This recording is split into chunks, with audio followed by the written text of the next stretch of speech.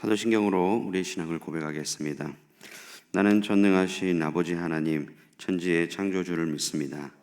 나는 그의 유일하신 아들, 우리 주 예수 그리스도를 믿습니다.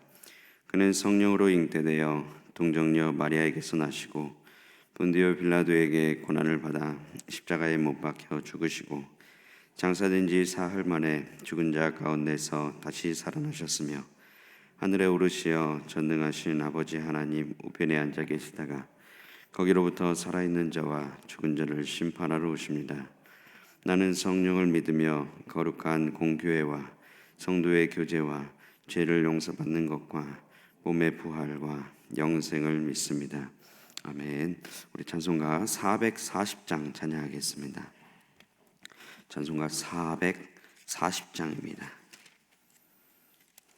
어디든지 예수 나를 이끌면 이렇게 찬양하겠습니다.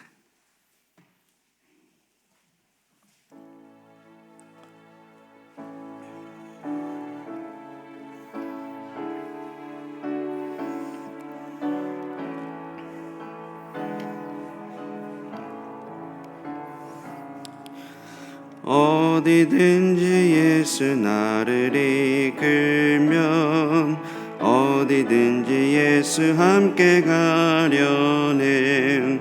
예수 함께하니 가면 나고고 예수님과 동행하면 겁없네. 어디를 가든지 겁낼 것 없네. 어디든지 예수 함께 가려네. 세상 친구 모두 나를 떠나도 주와 동행하면 외로움 없겠네. 가는 길이 위태하고 험해도 어디든지 예수 함께 가려네. 어디를 가든지 겁낼 것 없네. 어디든지 예수 함께 가려네. 어두운 그늘 나를 애워쌀 때에 주가 함께 계심 믿고 자려네. 죽은 후에 천국에서 깨어나 예수 함께 길이 살리라. 어디를 가든지 겁낼 것 없네. 어디든지 예수 함께 가려네. 아멘. 기도하겠습니다. 참 좋으신 주님, 은혜와 사랑을 진심으로 감사합니다. 오늘 하루의 첫 시간을 이렇게 하나님 앞에 나와 하나님을 예배하고 하나님께 기도할 수 있게 하심을 진심으로 감사합니다. 하나님, 우리의 모습들, 모양들, 있는 모습 그대로 하나님께서 받아주시기를 소망합니다. 더욱더 하나님의 말씀이라는 그 거울 앞에 우리 자신을 비춰서 더욱더 우리를 돌아볼 수 있는 시간 될 수 있도록 하나님께서 인도하여 주시옵시고 오롯이 주님의 뜻대로 살아갈 수 있는 저희가 될 수 있도록 하나님께서 함께하여 주시옵소서. 하나님, 오늘 예배하는 중에 이렇게 예물도 준비해서 하나님께 올려드립니다.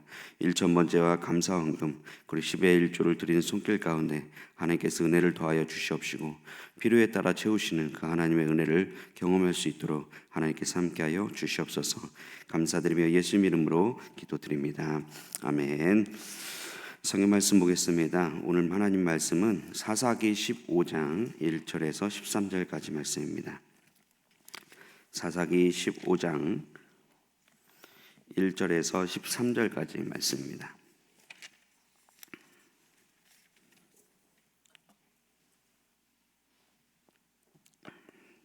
사사기 15장 1절에서 13절까지 말씀 우리 함께 봉독하겠습니다.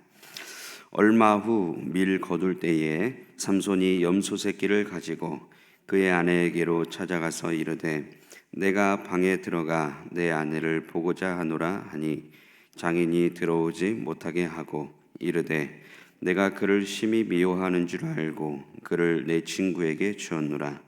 그의 동생이 그보다 더 아름답지 아니하냐. 청하노니 너는 그를 대신하여 동생을 아내로 맞이하라 하니 삼손이 그들에게 이르되 이번은 내가 블레셋 사람들을 해할지라도 그들에게 대하여 내게 허물이 없을 것이니라 하고 삼손이 가서 여우 300마리를 붙들어서 그 꼬리와 꼬리를 메고 회를 가지고 그 두 꼬리 사이에 한 회를 달고 회에 불을 붙이고 그것을 블레셋 사람들의 곡식밭으로 몰아들여서 곡식단과 아직 배지 아니한 곡식과 포도원과 감람나무들을 사른지라. 블레셋 사람들이 이르되 누가 이 일을 행하였느냐 하니 사람들이 대답하되 딥낫 사람의 사위 삼손이니 장인이 삼손의 아내를 빼앗아 그의 친구에게 준 까닭이라 하였더라. 블레셋 사람들이 올라가서 그 여인과 그의 아버지를 불사르니라. 삼손이 그들에게 이르되 너희가 이같이 행하였은즉 내가 너희에게 원수를 갚고야 말리라 하고 블레셋 사람들의 정강이와 넓적다리를 크게 쳐서 죽이고 내려가서 에담 바위 틈에 머물렀더라. 이에 블레셋 사람들이 올라와 유다의 진을 치고 레히에 가득한지라. 유다 사람들이 이르되 너희가 어찌하여 올라와서 우리를 치느냐. 그들이 대답하되 우리가 올라온 것은 삼손을 결박하여 그가 우리에게 행한 대로 그에게 행하려 함이로다 하는지라. 유다 사람 3,000명이 에담 바위 틈에 내려가서 삼손에게 이르되 너는 블레셋 사람이 우리를 다스리는 줄을 알지 못하느냐. 내가 어찌하여 우리에게 이같이 행하였느냐 하니 삼손이 그들에게 이르되 그들이 내게 행한 대로 나도 그들에게 행하였노라 하니라. 그들이 삼손에게 이르되 우리가 너를 결박하여 블레셋 사람의 손에 넘겨주려고 내려왔노라 하니 삼손이 그들에게 이르되 너희가 나를 치지 아니하겠다고 내게 맹세하라 하매 그들이 삼손에게 말하여 이르되 아니라 우리가 다만 너를 단단히 결박하여 그들의 손에 넘겨줄 뿐이요 우리가 결단코 너를 죽이지 아니하리라 하고 새 밧줄 둘로 결박하고 바위 틈에서 그를 끌어내리라. 아멘. 할렐루야. 이 새벽에도 주님을 사모하여 이 자리에 나오신 여러분 모두에게 주님의 은혜가 충만하시기를 축복합니다. 우리가 많이 사용하는 말 중에서 하나님의 섭리라는 말이 있습니다. 그러니까 말 그대로 하나님께서 계획하시고 그것을 이루어 가신다라는 이제 것입니다. 그리고 실제로 그 섭리를 통해서 하나님은 이제 일하시는데 특별히 사람을 통해서 일을 하시죠. 그래서 분명한 것은 이제 하나님께서는 자기에게 순종하는 사람을 하나님께서 이제 들어 쓰신다는 거예요. 그런데 이 성경을 이렇게 우리가 계속해서 살펴보면은 하나님은 그냥 순종하는 사람만 쓰시는 것은 아닙니다.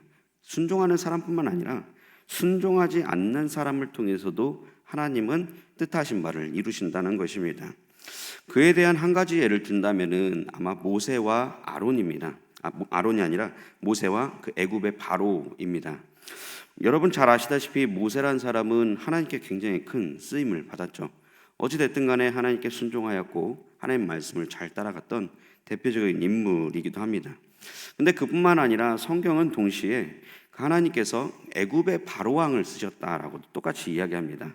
근데 그 좋은 의미에서 이게 참 쓰여진다라고 했으면 좋겠는데 바로왕은 오히려 어떻게 쓰여져요? 그의 굳은 마음을 통해서. 그러니까 바로왕이 가진 그 굳은 마음, 그 교만한 마음이죠. 그 교만한 마음을 통해서 하나님은 10가지 재앙을 그들에게 보이시고 그리고 이스라엘을 그 땅에서 탈출시킨 것을 볼 수가 있습니다. 여러분 지금 시대도 참 마찬가지인 것 같아요. 하나님은 여전히 순종하는 사람을 통해서 하나님의 일을 이루시기도 하지만 오히려 순종하지 않는 사람을 통해서도 가끔 하나님께서 자신을 드러내시기도 한다는 것입니다. 오늘 그 본문에 나오는 이 삼손이란 사람은 그 둘 중에 어디에 속하는가 보면은 아마 후자에 속한 사람이었던 것 같아요. 지난 시간에 여러분 그 담임 목사님께서 설교 때 말씀하셨지만 이 삼손이란 사람은요 신앙의 전수가 거의 이루어지지 않았던 그런 사람이었습니다. 그 하나님의 사자가 이 삼손의 부모님에게 나타났을 때에 이 부모님을 통해서 요구하셨던 것은 딱 보통 이제 세 가지를 우리가 꼽죠. 하나는 이제 포도주나 독주, 이건 아예 손도 대지 말라라고 말씀하셨고, 또 하나는 부정한 것을 손 대지 말라라고 말씀하셨고, 또 하나는 머리 미는 것을 금하라 이제 이렇게 말씀을 하셨어요. 근데 우리는 이제 그 힘이 빠진 것이 대부분 다 머리 밀어서 힘 빠졌다. 뭐 틀린 얘기는 아닙니다만은 우린 보통 그것만 생각하시겠지만은 근데 이 삼손이라는 사람을 보면 결국 이 세 가지를 그냥 다 어긴 사람이지요. 특히 지난 시간부터 지금 얘기되고 있는 블레셋 여인과의 그 결혼식을 통해서 어떻게 했어요? 보통 그 당시 이제 결혼식은 한 7일 동안 이 결혼식이 쭉 이어가는데 이 7일 동안 벌써 두 가지를 이 삼손은 다 어겼죠. 뭐 포도주와 독주 그냥 거의 즐겨 마셨던 수준으로 그냥 마셨던 것 같고, 그리고 또 부정한 것을 손에 대지 말라라고 분명히 말씀을 하셨는데 이런 거죠. 삼손이 이제 그 길을 가다가 사자가 덮치니까 어떻게 해요?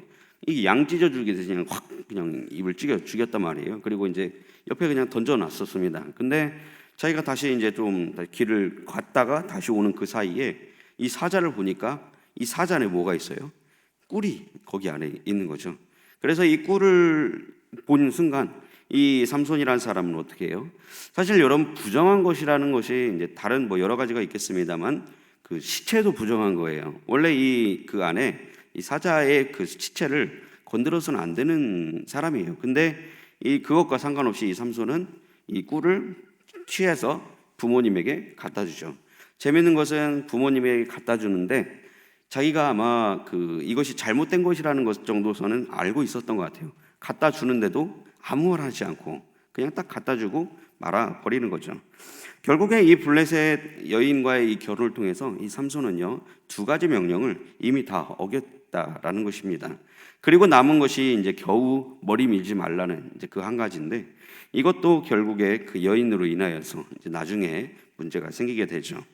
그런데 참 재밌는 사실은요, 이 삼손이라는 사사를 하나님께서 세우셨지만 이 삼손 자체를 놓고 봤을 때는 우리는 아마 실패자다, 이 사람은 하나님께 순종하지 않는 사람이다 라고 생각하실지 모르겠지만요, 사사기 14장 4절 말씀에서는 이 삼손을 어떻게 평가하냐면은 이렇게 말하고 있습니다. 그때에 블레셋 사람이 이스라엘을 다스린 까닭에 삼손이 틈을 타서 블레셋 사람을 치려함이었으니, 그러니까 삼손이 블레셋 사람을 치려함이었으나 그의 부모는 이 일이 여호와께로부터 나온 것인 줄은 알지 못하였더라라고 이야기합니다. 무엇을 얘기하는 거예요? 삼손 입장에서는 하나님의 일을 하려고 한 것보다는 그냥 자신의 욕심대로 욕망대로 순종하지 않는 그 모습대로 일을 하긴 했지만 그 위에 누가 계셨다라는 거예요? 하나님께서 삼손을 통해서 여전히 일하고 계셨다라는 것을 볼 수가 있는 것입니다. 제가 이 말씀을 보면서 참 이렇게도 한번 생각을 해봐요. 만약에 이 삼손이란 사람에게 신앙 전수가 잘 이루어졌고 그리고 이 삼손이 정말 말씀대로 잘 살았다면 삼손의 인생은 과연 어떠했을까? 분명히 똑같은 사사였거든요.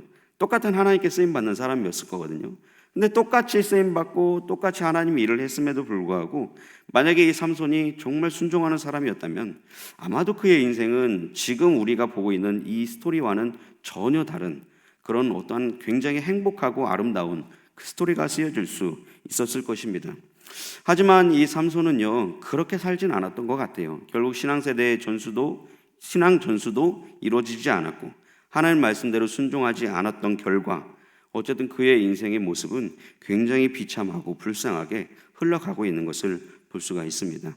특히 그의 인생이 결국 무엇으로 점쳐요? 배신, 분노, 정말 화남, 그러한 인생의 길로 계속해서 이뤄가고 있는 것을 볼 수가 있는 것이죠. 그러한 부분에서 오늘 본문의 시작을 우리가 좀 이제 계속해서 읽어볼 수가 있는데요. 오늘 본문은 이제 그것을 염두에 두고 얼마 후라는 이제 그 단어로 오늘 본문을 시작하고 있는 것을 볼 수가 있습니다. 이 얼마 후라는 것은요, 여러분이 그 전의 말씀을 읽어보셨으면 아시겠지만 그 삼손이 처음 아내에게 배신을 당하고 아버지 집으로 배신당한 다음에 이제 아버지 집으로 다시 돌아갔던 때로부터 얼마 후였었습니다. 뭐 스토리는 이제 제가 그냥 간단히 좀 말씀드려보면 이런 거죠. 이제 결혼 잔치가 7일 동안 이어졌다고 말씀드렸잖아요. 근데 이 7일 동안 아마 좀 많이 심심했던 것 같아요. 보통은 이제 그 당시에는 그 주변 친구들이 이제 초대가 되어서 그 친구들이 신랑에게 이제 퀴즈도 내고 이제 그런 식으로 관계를 맺고 하는데, 근데 이때는 이제 관계가 좀 달랐던 것 같아요. 그래서 이 삼손이 이 30명이 되는 그 친구들에게 이제 그 퀴즈를 내죠. 수수께끼를 내죠. 근데 여기서 말하는 이제 친구라는 것은 그 같은 종족 그런 친구가 아니고 그 블레셋에 이 삼손이 왔었으니까 이 이제 장인 되는 사람이 이 30명 정도 되는 블레셋 사람의 친구 될 만한 사람들을 뽑아서 이 삼손에게 이제 붙여준 거예요. 그러니까 그 사람들과 1대 30으로 이제 수수께끼가 시작이 되는 거죠. 그래서 수수께끼의 선물은 뭘로 정하냐? 이제 베옷과 겉옷으로 하게 됐습니다. 그래서 삼손이 이기면 그 30명 되는 사람들이 베옷과 겉옷을 하나씩 걷어서 삼손에게 주고, 만약에 삼손이 지면은 이제 그 30명 되는 사람들에게 베옷과 겉옷을 주겠다라고 이야기하죠. 근데 이게 이제 시간이 지났어요. 그 첫날이 지나고 둘째 날이 지나고 셋째 날이 지났는데 3일이 됐는데도 이 퀴즈를 풀지를 못하는 거예요. 당연하죠. 사자목 안에 꿀이 들어있다라는 것을 어떻게 알겠어요? 뭐 진짜 생각도 안 했던 그런 생각이었는데, 그러니까 아무도 모르니까 이 블레셋 사람들이 점점 초조해지기 시작을 하는 거죠. 근데 참 여러분 그런 겁니다. 이게 그냥 여기서 이 블레셋 사람들과 그 신앙인들과의 어떠한 그런 차이점들이 하나 나오는데, 블레셋 사람들이 이제 점점 초조해지기 시작을 하고 자기가 뭔가 이렇게 지고 싶지 않은 이제 그런 모습이 드러나기 시작을 하니까 이 블레셋 사람들의 마음속에 어떤 사악한 모습들이 이제 드러나기 시작을 해요. 그래서 3일 때쯤 지난 후에 이 블레셋 사람들은 아내를 찾아갑니다. 그리고 협박을 해요. 만약에 네가 우리를 불러온 것은 우리에게 이렇게 창피를 당하게 만들 것이냐, 너 그렇게 하지 말고 당장 지금 답을 알아와라. 안 그러면 너네 다 죽여버릴 거야. 이렇게 얘기해버리는 겁니다. 야, 수수께끼 하나 때문에 이렇게 사람이 죽고 사는 이런 시대였었다라는 것이죠.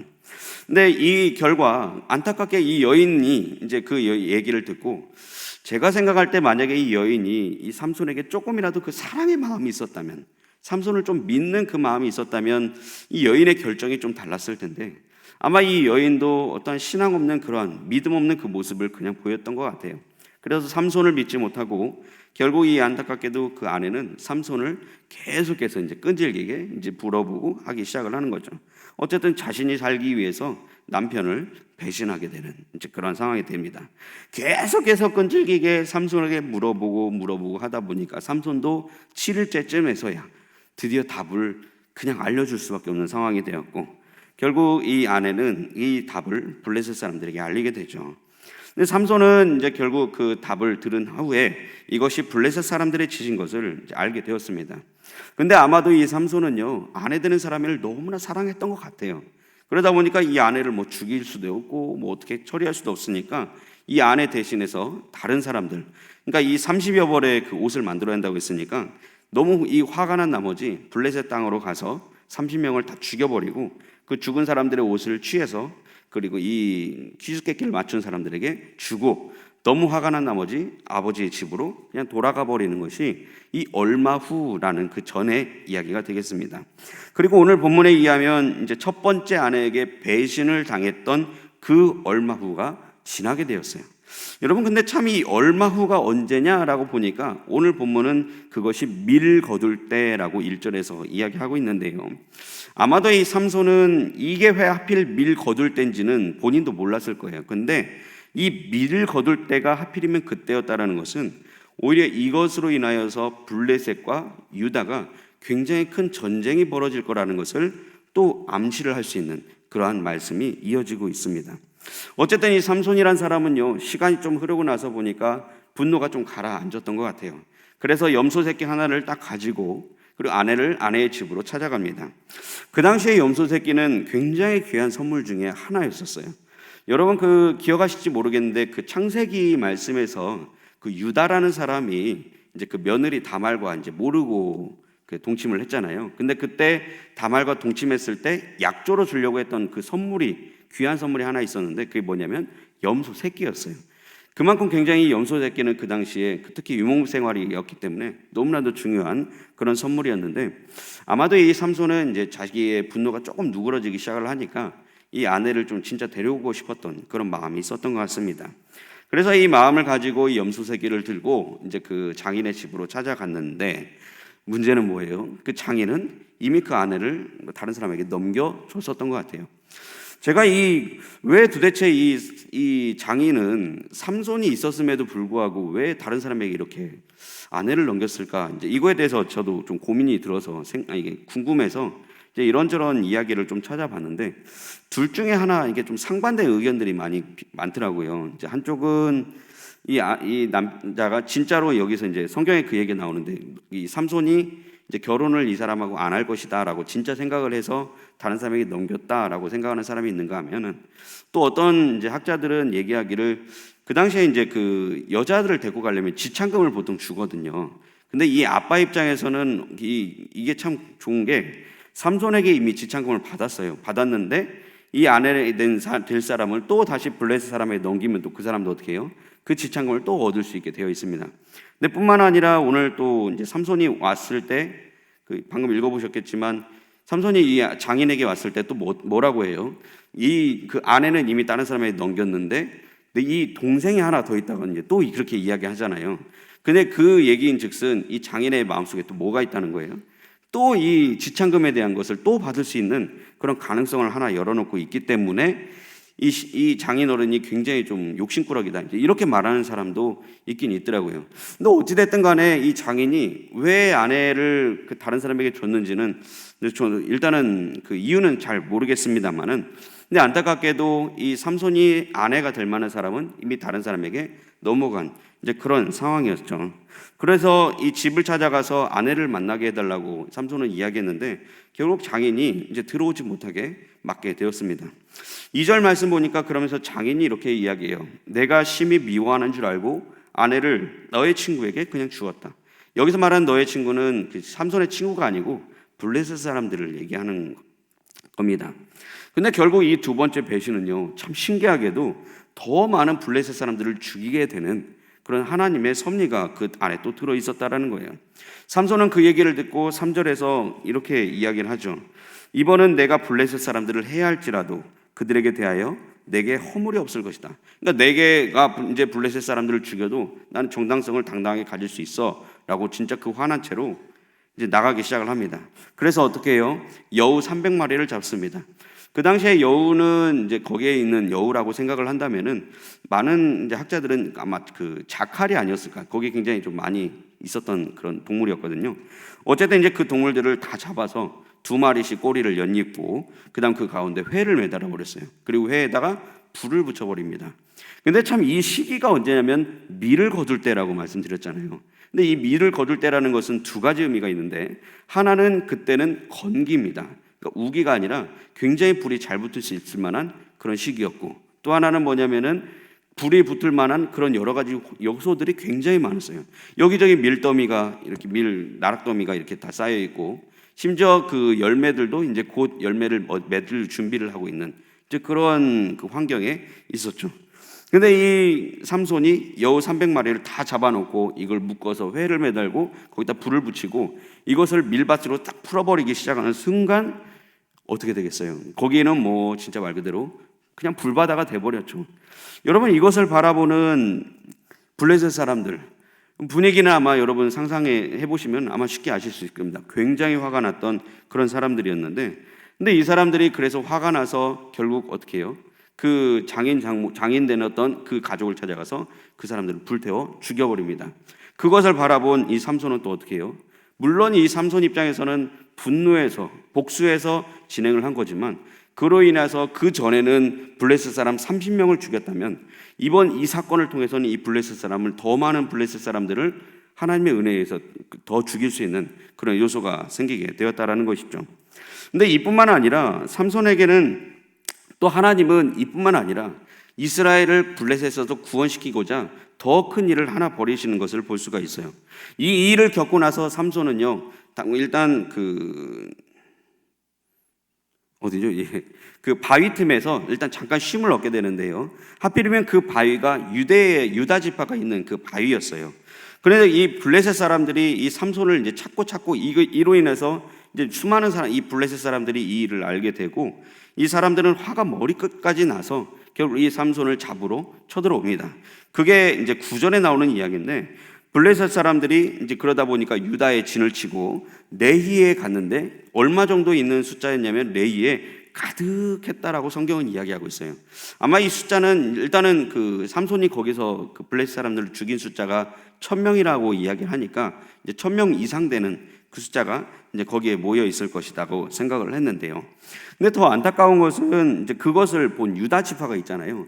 근데 그 유다 지파가 이 블레셋 사람들이 오는 것을 보고 어떻게 했냐면 3천 명의 사람들이 모이기 시작을 했어요.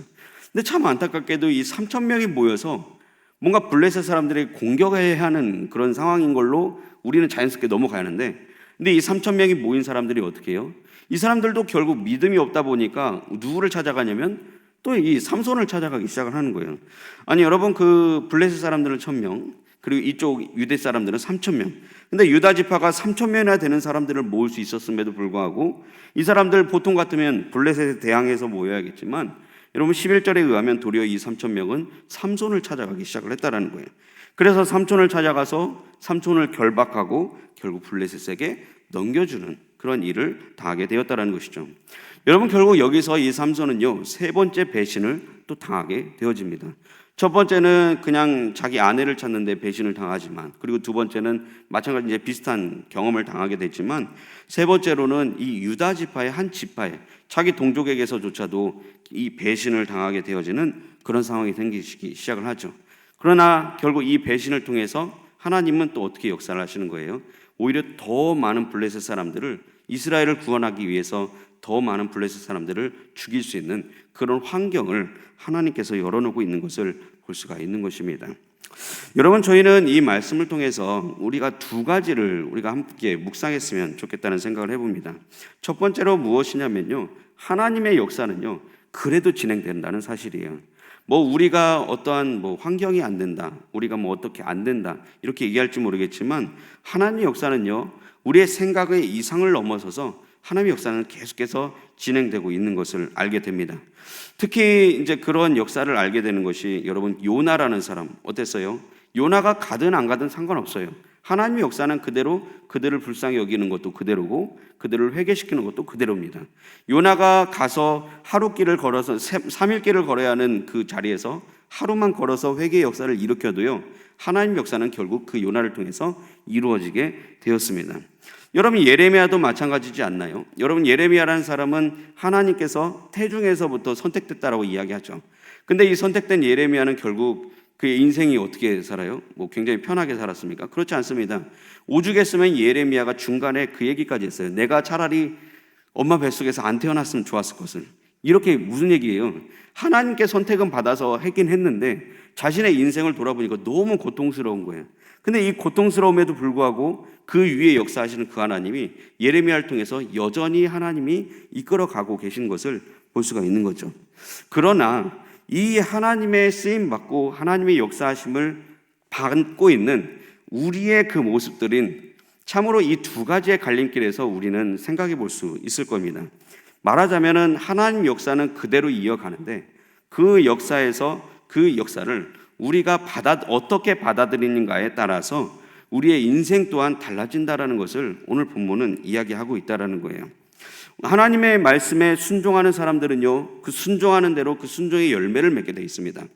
근데 반대로 하나님 말씀에 순종하지 않는다고 해서 하나님이 이 사람들을 내버려 두느냐? 그렇지 않습니다. 하나님의 은혜는요, 누구에게든 일어납니다. 이 순종하는 사람에게도 일어날 것이고 순종하지 않는 사람에게도 하나님 역사하십니다.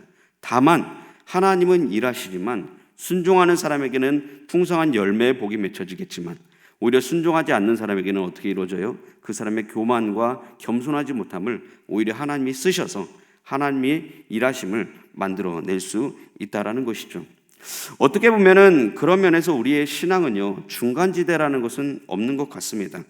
적당히 믿고 적당히 버티면 적당히 살 수 있다라는 그 생각을 많은 사람들이 갖고 있지만, 오히려 하나님의 역사는 그렇지 않습니다. 순종하는 사람이냐 불순종하는 사람이냐, 그리고 순종에 의해서 열매를 맺느냐 불순종에 의해서 그 열매를 맺게 되느냐라고 결정이 될 것입니다.